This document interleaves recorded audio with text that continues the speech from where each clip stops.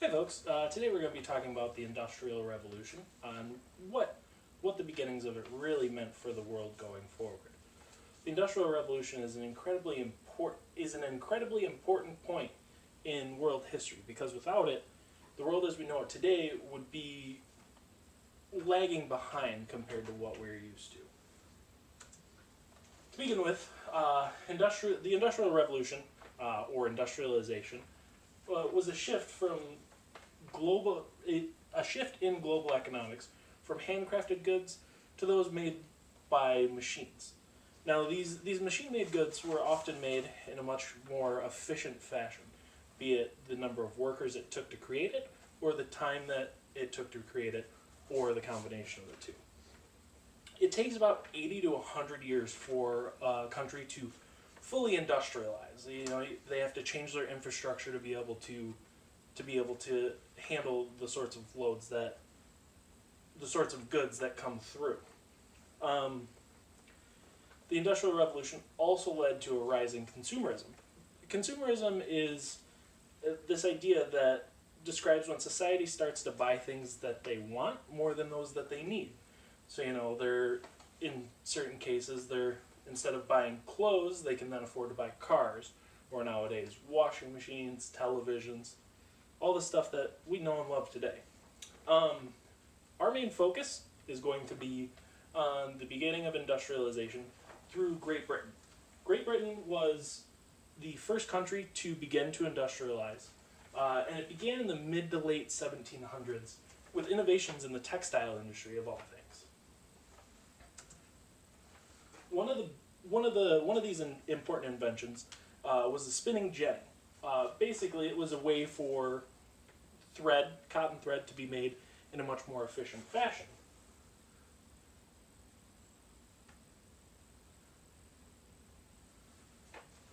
Here we have a little video that shows how this spinning jenny works. So basically, there's 8 sets of rovings, these pieces right here, that have lines that are all attached to this bar on the far side there. And what happens is there's this crank wheel that, as you're using it, helps to pull the yarn further as you're pulling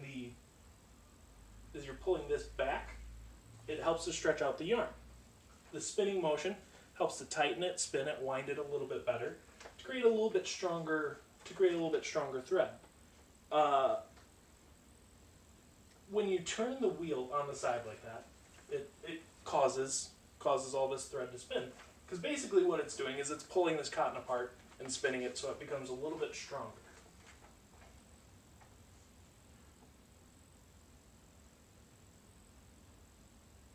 And so you can see here that it begins to start to spool up as well. So this machine, not only did it allow for the creation of thread in a more efficient fashion, it also helped to spool it so that way it's an extra step that they didn't have to go through.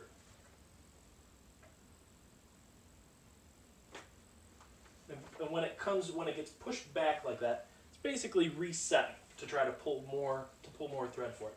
So you can work on, with this single machine, you can work on 8 spindles at once. The reason why you can't do much more than that is because the cranking motion is a little too hard once you start to add more threads to it. The spinning jenny was combined.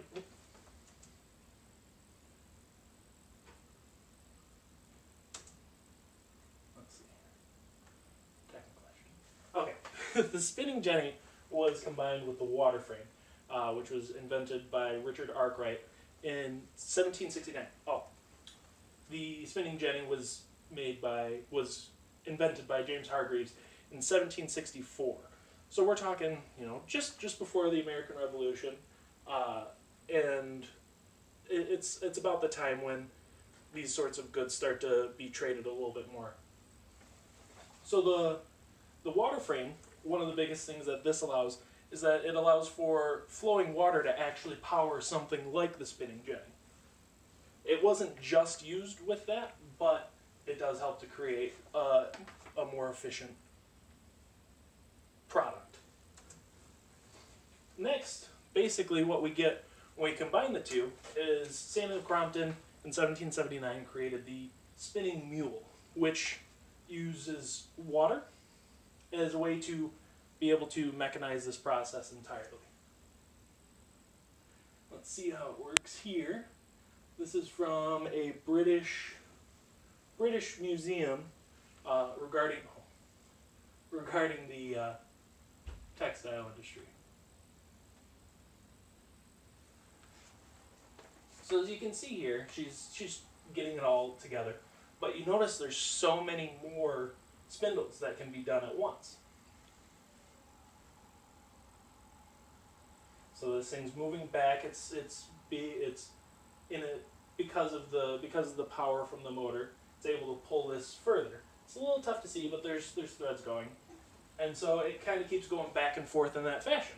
Very similar to what we saw previously with the spinning jenny, but you can see here it's a little bit more automated, makes it a little bit easier on someone, and you don't have that constant spinning motion.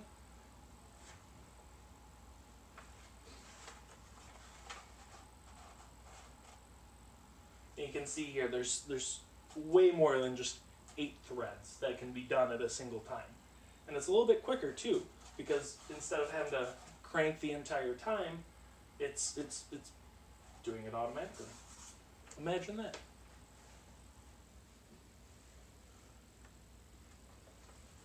Now this is important because it had a huge impact on the country.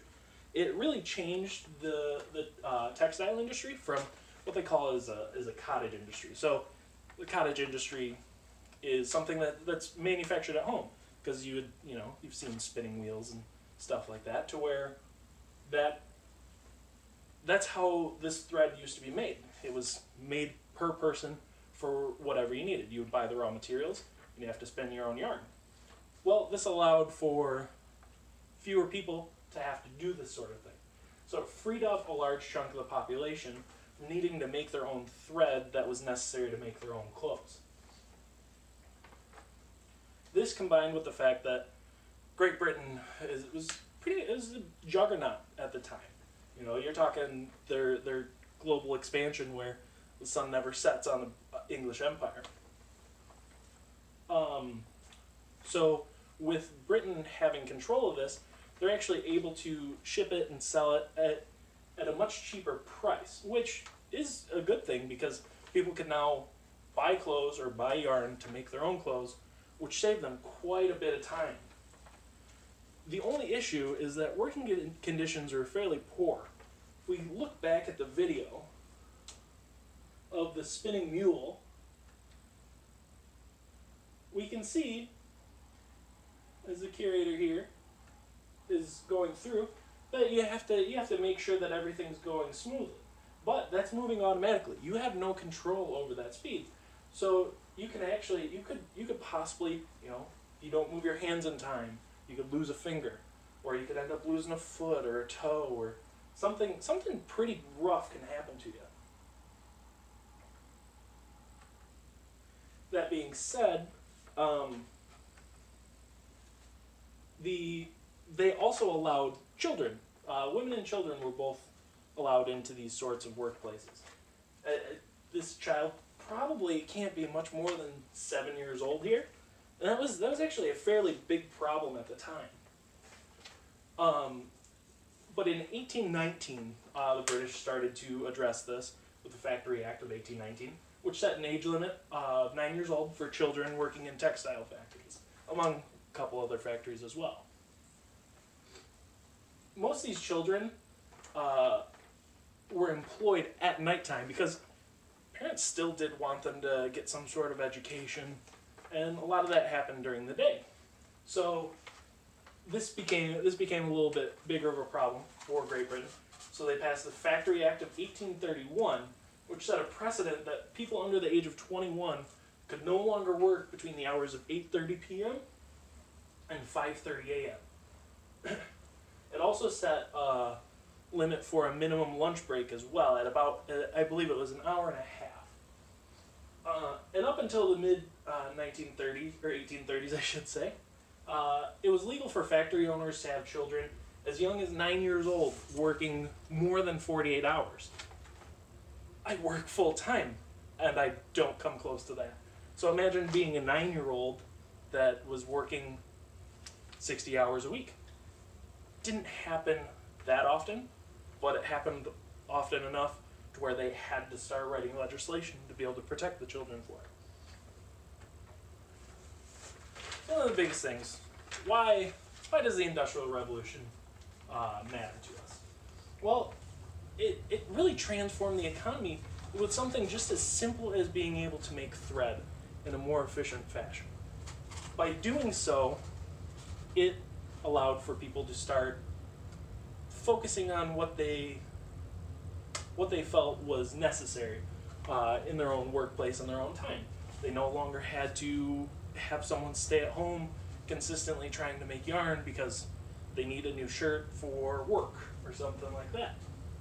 It also began to introduce women and children into the workforce. They were eventually pushed out when men realized that they could make a pretty decent living in a lot of these conditions, or in a lot of these factories, I should say. But despite this, pay was still fairly low, and it put people in danger. There's plenty of cases out there where children, women, men, whoever would lose fingers, limbs, even die in some cases. Because these machines can be very heavy, and they can be very dangerous for you to work with. But the Industrial Revolution also had a fairly large social impact on us because it led to a lot of the demands that really began to create labor unions. So with that, they focused on just having a 10-hour workday, because in agrarian systems, which is where we were before this revolution began, you would make your own hours, but you could also work at your own pace. In a lot of these factories, you would have quotas, you'd have minimums that you have to do. So many workers grouped up to create a maximum amount of time that a boss or a manager could ask you to work. You can work longer if you choose, but they can't ask you to work a shift longer than 10 hours. This also began to empower women for fighting for their own rights. It's still a fairly long way off when we're talking about 1830s, 1850s, but in the early 1900s, we began to see a shift towards women's suffrage, where women began demanding the right to vote. The Industrial Revolution had an impact on that because it was the first place that allowed women to get into the workplace. And because of that, they knew that they could fight for rights for what was best for them.